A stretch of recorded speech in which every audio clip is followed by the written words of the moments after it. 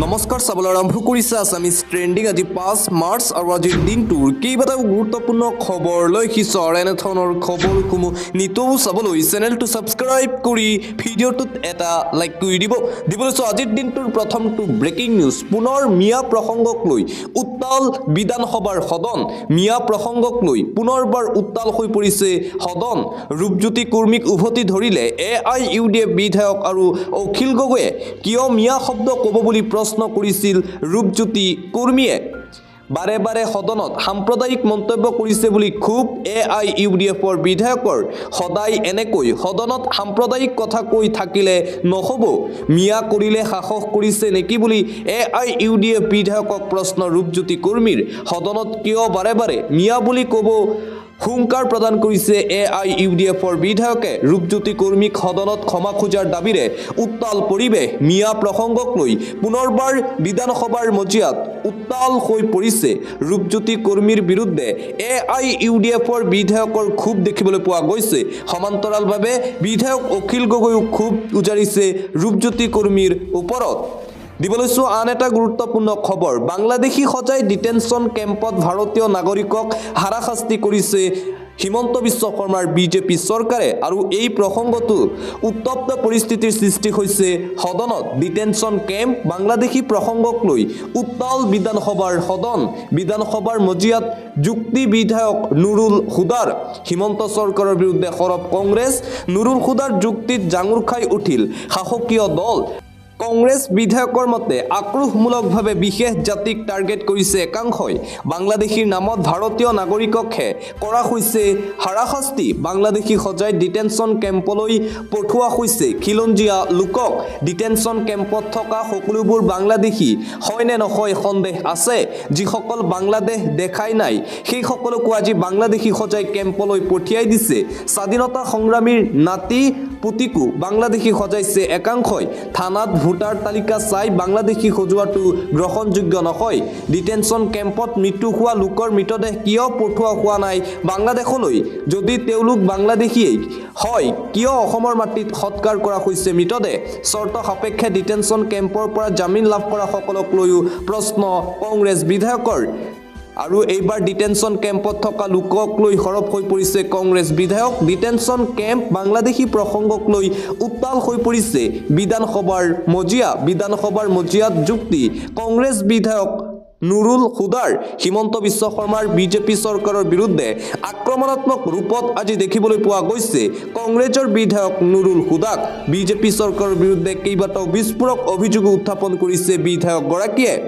পৰৱৰ্তী খবৰ অশোক সিংঘালৰ বিৰুদ্ধে গৰজি উঠিল এইবাৰ ABMSU মুছলমানৰ বিৰুদ্ধে বিৰূপ মন্তব্য মানি লোৱা নহ'ব বুলি হুংকাৰ প্ৰদান কৰিছে ABMSUৱে মন্ত্ৰী অশোক সিংঘালৰ বিৰুদ্ধে গৰজি উঠিল ABMSU মিয়া বিতৰ্কক লৈ গৰজি উঠিছে ABMSU প্ৰতিবাদৰ হুংকাৰ প্ৰদান ABMSUৰ মন্ত্ৰী অশোক সিংঘালৰ বিৰুদ্ধে সাব্যস্ত কৰিছে তীব্ৰ প্ৰতিবাদ অশোক সিংঘালৰ তিৰ্যক মন্তব্য কোনো কাৰণতে মানি নলয় সংগঠনটোৱে অবাঞ্ছিত সাম্প্ৰদায়িক মন্তব্য কৰাৰ সাহস ক'ত পালে মন্ত্ৰী অশোক সিংঘালে এইদৰে অশোক সিংঘালক তীব্ৰ সমালোচনা ABMSUৰ সভাপতি টাইছন হুছেইনৰ মন্ত্ৰী অশোক সিংঘালে মিয়া সম্প্ৰদায়ক লৈ যি আপত্তিজনক মন্তব্য কৰিছিল অপমানসূচক মন্তব্য কৰিছিল আৰু সেই মন্তব্যৰ পিছতেই ৰাজ্যৰ বিভিন্ন দল সংগঠনে মন্ত্ৰী অশোক সিংঘালক লৈ তীব্ৰ প্ৰতিক্ৰিয়া প্ৰকাশ কৰিছিল ঠিক সমান্তৰালভাৱে আজি ABMSUৰ ফালৰ পৰাও মন্ত্ৰী অশোক সিংঘালক লৈ কেইবাটাও ডাঙৰ মন্তব্য কৰা হৈছে এনেকুৱা মন্তব্য কেতিয়াও মানি লোৱা নহ'ব বুলি ABMSUৰ সভাপতি টাইছন হুছেইনৰ হুংকাৰ দিবলৈছো আন এটা ব্ৰেকিং নিউজ ৰাজ্যত পুনৰবাৰ ভূমিকম্পৰ জোকাৰণি আজি পুনৰ অসমত ভূমিকম্প আৰু ৰাজ্যত পুনৰ ভূমিকম্পৰ জোকাৰণি অনুভূত হ'ল 11:06 অনুভূত হৈছে ভূমিকম্পৰ কম্পন ৰাজ্যত পুনৰ ভূমিকম্পৰ জোকাৰণি আপোনালোকৰ ঠাইতো হৈছিল নেকি ভূমিকম্প কমেন্ট বক্সৰ জৰিয়তে আমাক জনাই দিয়ক কিয়নো পুনৰবাৰ আজি অসমত ভূমিকম্পৰ জোকাৰণি অনুভূত হ'ল 11:06 হৈছিল এই ভূমিকম্পৰ জোকাৰণি আৰু আনপিনে ভূমিকম্পত কপিল বিধানসভা হাহাকাৰ পৰিস্থিতিৰ সৃষ্টি হৈছিল বিধানসভাৰ মজিয়াত আজি অসমত অনুভূত হৈছিল ভূমিকম্প আৰু ভূমিকম্পত এইবাৰ কপিল বিধানসভাৰ মজিয়া সদনৰ কাম কাজ চলি থকাৰ মাজতেই 5.7 প্ৰাবল্যৰ ভূমিকম্পৰ জোকাৰণি ভাষণ দি থকাৰ মাজতেই ৰৈ গ'ল মন্ত্ৰী ৰঞ্জিত দাস শুনা পোৱা গ'ল ভূমিকম্প চিঞৰ বিধানসভাৰ মাজতেই হোৱা দোৱা পৰিস্থিতিৰ সৃষ্টি হয় এই ভূমিকম্পৰ ফলত ভূমিকম্পত এইবাৰ কপিল বিধানসভাৰ মজিয়া কিয়নো আজি ৰাতিপুৱা 11:06 বজাত অসমত অনুভূত হৈছিল ভূমিকম্প আৰু ঠিক সেই সময়তেই বিধানসভাৰ কাম কাজো চলি আছিল আৰু ভাষণ দি আছিল মন্ত্ৰী ৰঞ্জিত দাস আৰু সেই সময়তেই ভূমিকম্পৰ জোকাৰণি অনুভূত হৈছিল তাৰ পিছতেই বিধানসভাৰ মজিয়াত লাগিল হাহাকাৰ কি হৈছে অসমত ৰাজ্যত দুটা মাহত 11টা ভূমিকম্প বৰ ভূমিকম্পৰ আগজাননী আৰু ভয়ংকৰ ভূমিকম্পৰ আগজাননী দিয়া হৈছে অসমত পুনৰ 1950 চনৰ দৰে বৰ ভূমিকম্পৰ আগজাননী জাৰি এই পৰ্যন্ত দুটা মাহত ৰাজ্য কঁপাই গ'ল 11টাকৈ ভূমিকম্পই 2, 21, 22 আৰু 24 জানুৱাৰীত ভয়ংকৰ ভূমিকম্প হৈছিল ৰাজ্যত একেদৰে ফেব্ৰুৱাৰী মাহত 1, 15, 20 আৰু 21 ফেব্ৰুৱাৰীত ভূমিকম্প ঠিক একেদৰেই 27 ফেব্ৰুৱাৰীতো মাজনিশা ভয়ংকৰ ভূমিকম্প হৈছিল অসমত আজি পুনৰ 5.7 প্ৰাবল্যৰ ভূমিকম্পই জোকাৰি গ'ল সমগ্ৰ অসম পুনৰ এবাৰ অসমত 8.6 প্ৰাবল্যতকৈও অধিক ভয়ংকৰ ভূমিকম্পৰ আগজাননী দুৰ্বল হৈ পৰিছে টেকটনিক প্লেট বৃদ্ধি হৈ গৈ আছে হিমালয় পৰ্বতৰ উচ্চতা ভয়ংকৰ অশনি সংকেতৰ আগজাননী লণ্ডনত থকা অসমৰ ভূতত্ত্ববিদে দিছে ভয়ংকৰ তথ্য কেৱল অসমেই নহয় সমগ্ৰ উত্তৰ পূৰ্বাঞ্চলৰ বাবে বিপদ মাতিব পাৰে এই প্লেটে যি ঠাইত এবাৰ ভূমিকম্প হয় সেই ঠাইত ভূমিকম্প বাৰে বাৰে হোৱাৰ সম্ভাৱনা লাহে লাহে গতি কৰি গৈ আছে ইণ্ডিয়ান প্লেট কি হৈছে উত্তৰ পূবৰ ভূগৰ্ভত কিয় ইমান ভূমিকম্প অনুভূত হৈছে ৰাজ্যত অসমত ভূমিকম্প হৈয়ে থাকিব বুলি মন্তব্য ভূবিজ্ঞানীৰ কেতিয়া ভাঙিব পাৰে টেকটনিক প্লেট বিশ্লেষণ কৰিলে ভূতত্ত্ববিদে অসমত বাৰে বাৰে অহা ভূমিকম্পই শীঘ্ৰেই মাতিব পাৰে ভয়ংকৰ বিপদ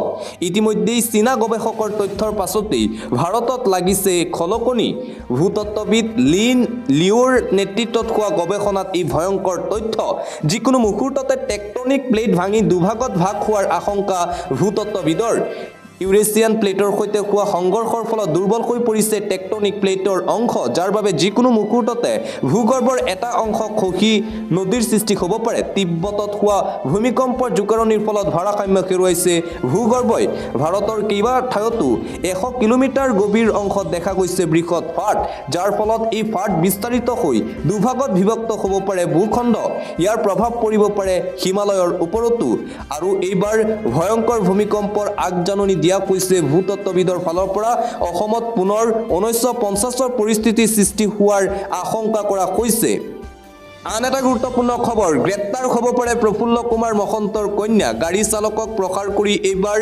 বিপদত পৰিছে প্ৰাক্তন মুখ্যমন্ত্ৰীৰ কন্যাগৰাকী ইতিমধ্যে ৰুজু কৰা হৈছে গোচৰ যিকোনো মুহূৰ্তত গ্ৰেপ্তাৰ হ'ব পাৰে প্ৰফুল্ল মহন্তৰ কন্যা প্ৰঞ্জলিকা কাশ্যপ গাড়ী চালকক প্ৰহাৰ কৰি মহা বিপদত পৰিব পাৰে প্ৰঞ্জলিকা মহন্তৰ একমাত্ৰ কন্যাৰ বিৰুদ্ধে গোচৰ ৰুজু দিছপুৰ আৰক্ষীৰ শীঘ্ৰেই জেৰাৰ বাবে আৰক্ষীয়ে তলব কৰিব পাৰে মহন্তৰ কন্যাক সোমবাৰে গাড়ী চালকক ৰাজহুৱা স্থানত আঁঠু কঢ়াইছিল প্ৰঞ্জলিকাই অসভ্য গালিগালাজেৰে প্ৰহাৰ কৰিছিল গাড়ী চালক ৰাজীৱ হুছেইনক ইতিমধ্যেই ৰাজীৱ হুছেইনে মহন্ত কন্যাৰ বিৰুদ্ধে দাখিল কৰিছে এজাহাৰ এই এজাহাৰৰ ভিত্তিতে যিকোনো মুহূৰ্তত গ্ৰেপ্তাৰ হ'ব পাৰে প্ৰাক্তন মুখ্যমন্ত্ৰীৰ কন্যাগৰাকী আন এটা ব্ৰেকিং নিউজ ৰাজ্যত পুনৰ গুলিয়াগুলিৰ ঘটনা এইবাৰ নলবাৰীত ভয়ংকৰ গুলিয়াগুলিৰ ঘটনা পোহৰলৈ আহিছে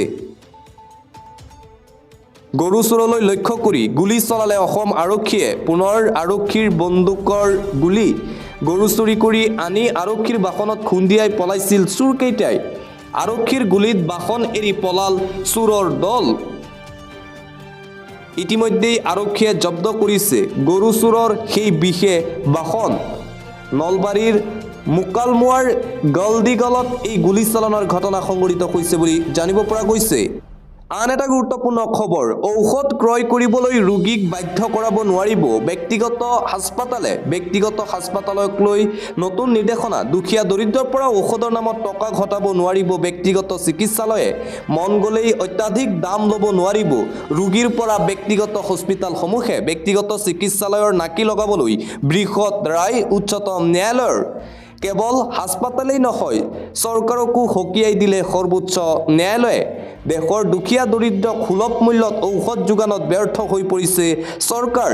চৰকাৰৰ ব্যৰ্থতাৰ বাবে ব্যক্তিগত হাস্পাতালত অত্যাধিক দামত ঔষধ ক্ৰয় কৰিব লাগে ৰোগীয়ে। ব্যক্তিগত হাস্পাতালত ৰোগীক অধিক দামত ঔষধ ক্ৰয়ৰ বাবে বাধ্য কৰোৱা হয়। ব্যক্তিগত হাস্পাতালক নাকি লগোৱাত ব্যৰ্থ হৈছে চৰকাৰ।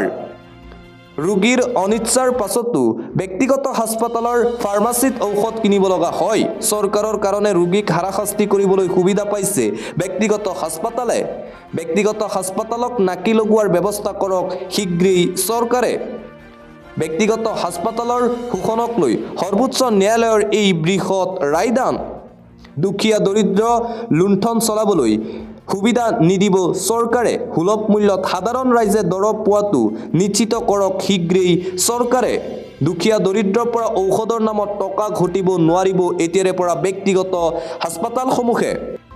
আন এটা গুৰুত্বপূৰ্ণ খবৰ, এইবাৰ বিপদত পৰিছে উদ্যোগপতি মুকেশ আম্বানী। 24,500 কোটি টকাৰ দাবী মোদী চৰকাৰৰ। বিপদত মুকেশ আম্বানী। বিপদত পৰিছে কোটিপতি উদ্যোগপতি মুকেশ আম্বানী। পালন কৰিব নোৱাৰিলে চৰকাৰে বান্ধি দিয়া ডেডলাইন, যাৰ বাবে বিপদত পৰিছে আম্বানী। মোদী চৰকাৰৰ 24,500 কোটি টকাৰ দাবী। দিল্লী উচ্চ ন্যায়ালয়ৰ ৰায়ৰ পাছতেই এই দাবী চৰকাৰৰ। বেটাৰী চেল নিৰ্মাণৰ চৰকাৰী যোজনাৰ নিবিদা 2022 চনতেই লৈছিল হাতত, কিন্তু আজিলৈ স্থাপন নকৰিলে বেটাৰী চেল প্লাণ্ট। ৰিলায়েন্স ইণ্ডাষ্ট্ৰিজৰ সহযোগী কোম্পানী নিউ এনাৰ্জি লিমিটেডে পালন কৰিব নোৱাৰিলে চৰকাৰৰ এই ডেডলাইন। এই আঁচনিখনে স্মাৰ্টফোন নিৰ্মাণ খণ্ডত ইতিবাচক প্ৰভাৱ পেলাইছে। 2 বছৰৰ ভিতৰত কোম্পানীসমূহে 1/4 কামত বিনিয়োগ হ'ব লাগিছিল উপনীত, কিন্তু ৰিলায়েন্স নিউ এনাৰ্জিয়ে লক্ষ্যত উপনীত হ'ব নোৱাৰিলে, যাৰ বাবে $1.25 মিলিয়ন জৰিমনা ভৰিব লাগিব আম্বানীয়ে। বিপদত পৰিছে কোটিপতি উদ্যোগপতি মুকেশ আম্বানী। পৰৱৰ্তী খবৰ, স্তব্ধ স্বাস্থ্য বিভাগ। শ স্বাস্থ্যকৰ্মীৰ তীব্ৰ প্ৰতিবাদী কাৰ্যসূচী দেখিবলৈ পোৱা গৈছে। আজিৰ দিনটোতো অব্যাহত আছে প্ৰতিবাদ। ৰাজ্যজুৰি শ স্বাস্থ্যকৰ্মীৰ দ্বিতীয় দিনাৰ তীব্ৰ প্ৰতিবাদী কাৰ্যসূচী। উজনিৰ পৰা নামনিলৈ স্বাস্থ্যকৰ্মীৰ প্ৰতিবাদত অচল হাস্পাতালসমূহ। চাকৰি নিয়মীয়াকৰণৰ দাবীৰে তীব্ৰ প্ৰতিবাদ স্বাস্থ্যকৰ্মীসকলৰ। স্বাস্থ্যকৰ্মীৰ প্ৰতিবাদৰ পাছতেই হাহাকাৰ চিকিৎসালয়সমূহত। বদৰপুৰ, বাক্সা, বৰমপুৰত তীব্ৰ প্ৰতিবাদ। নগাঁও মেডিকেল কলেজ হাস্পাতালতো প্ৰতিবাদ সাব্যস্ত হ'ল বৰপেটা, ধুবুৰী, গোৱালপাৰা, গোসাইগাঁও। NHM কৰ্মচাৰীৰ প্ৰতিবাদত স্তব্ধ হোজাই, জুৰিয়া, কামপুৰ, মঙলদৈ, মাৰ্ঘেৰিটা, মায়ং, চামুগুৰিতো তীব্ৰ প্ৰতিবাদী কাৰ্যসূচী। চাকৰি নিয়মীয়াকৰণৰ দাবীৰে প্ৰতিবাদ সাব্যস্ত হ'ল শিলচৰ, চিপাঝাৰ, টিয়কত। ৰাজ্যজুৰি শ স্বাস্থ্যকৰ্মীৰ তীব্ৰ প্ৰতিবাদী কাৰ্যসূচী দেখিবলৈ পোৱা গৈছে হিমন্ত বিশ্ব শৰ্মাৰ বিজেপি চৰকাৰৰ বিৰুদ্ধে। পৰৱৰ্তী খবৰ, পঞ্চায়ত নিৰ্বাচনৰ পূৰ্বে গাঁওবুঢ়াৰ বিৰুদ্ধে চলিব সৰ্ববৃহৎ অভিযান। টকা লোৱা গাঁওবুঢ়া যাব লাগিব জেললৈ। পুনৰবাৰ সৰব হৈ পৰিছে মুখ্যমন্ত্ৰী ডক্টৰ হিমন্ত বিশ্ব শৰ্মা। প্ৰমাণপত্ৰ স্বাক্ষৰৰ নামত টকা বিচৰা গাঁওবুঢ়া যাব লাগিব এতিয়াৰে পৰা জেললৈ। টকা খোৱা গাঁওবুঢ়াৰ বিৰুদ্ধে ফুল একশ্যন মোডত দেখিবলৈ পোৱা গৈছে হিমন্ত বিশ্ব শৰ্মাৰ চৰকাৰক। আপোনাৰ পৰা গাঁওবুঢ়াই চাহ খৰচ বিচাৰিলেই খবৰ দিয়ক আৰক্ষীক। দুখীয়া মানুহৰ পৰা 1 টকা ল'লেই জেললৈ যাব লাগিব গাঁওবুঢ়াসকল। আপোনাৰ পৰা গাঁওবুঢ়াই চাহ খৰচ বিচাৰিছে নেকি? তেন্তে আপুনি শীঘ্ৰেই দিয়ক অভিযোগ। প্ৰমাণপত্ৰ দিয়াৰ নামত টকা বিচাৰিছে নেকি আপোনাৰ পৰা গাঁওবুঢ়াসকলে? তেন্তে আপোনাৰ কাষত থাকিব এতিয়াৰে পৰা হিমন্ত বিশ্ব শৰ্মাৰ বিজেপি চৰকাৰ। চৰকাৰী কামৰ বাবদ 1 টকাও ল'ব নোৱাৰিব গাঁওবুঢ়াসকলে।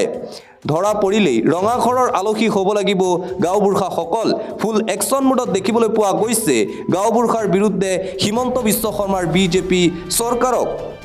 আন্তঃৰাষ্ট্ৰীয় পৰ্যায়ৰ এটা গুৰুত্বপূৰ্ণ খবৰ, ভাৰতৰ ওপৰত অত্যাধিক কৰ লগাইছে আমেৰিকাই ভাৰতৰ বিৰুদ্ধে ফুল একশ্যন মোডত দেখিবলৈ পোৱা গৈছে আমেৰিকাৰ ৰাষ্ট্ৰপতি ডোনাল্ড ট্ৰাম্পক ভাৰতৰ ওপৰত অত্যাধিক কৰ আৰোপৰ ঘোষণা ডোনাল্ড ট্ৰাম্পৰ আমেৰিকা ইজ বেক বুলি বিশ্বৰ সকলো দেশক সকীয়াই দিলে ডোনাল্ড ট্ৰাম্পে বছৰ বছৰ ধৰি আমেৰিকাৰ ওপৰত কৰ লগোৱা দেশক শিক্ষা দিয়াৰ ঘোষণা ডোনাল্ড ট্ৰাম্পৰ ভাৰতৰ লগতে চীন মেক্সিকো কানাডা ব্ৰাজিলৰ ওপৰতো অত্যাধিক শুল্ক আৰোপৰ সকিয়নি ভাৰতে আমেৰিকাৰ ওপৰত 100%ৰো অধিক কৰ আৰোপ কৰি আহিছে এতিয়াৰে পৰা আমেৰিকায়ো ভাৰতক অত্যাধিক কৰৰ পৰা ৰেহাই নিদিয়ে আমেৰিকাৰ ওপৰত বেলেগ দেশে যিমান শুল্ক আৰোপ কৰে আমিও সিমানেই শুল্ক ল'ম 2 এপ্ৰিলৰ পৰা ভাৰতৰ লগতে কেইবাখনো ইউৰোপীয়ান দেশৰ ওপৰত অত্যাধিক কৰ লগাব আমেৰিকাই ভাৰতৰ বিৰুদ্ধে ফুল একশ্যন মোডত দেখিবলৈ পোৱা গৈছে আমেৰিকাৰ ৰাষ্ট্ৰপতি ডোনাল্ড ট্ৰাম্পক